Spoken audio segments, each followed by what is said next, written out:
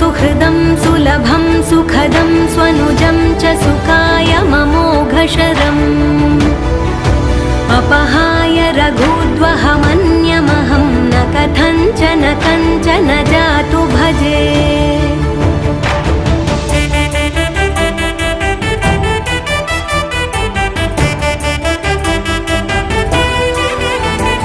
विना वेङ्कटेशं ननाथो ननाथः सदा वेङ्कटेशं स्मरामि स्मरामि।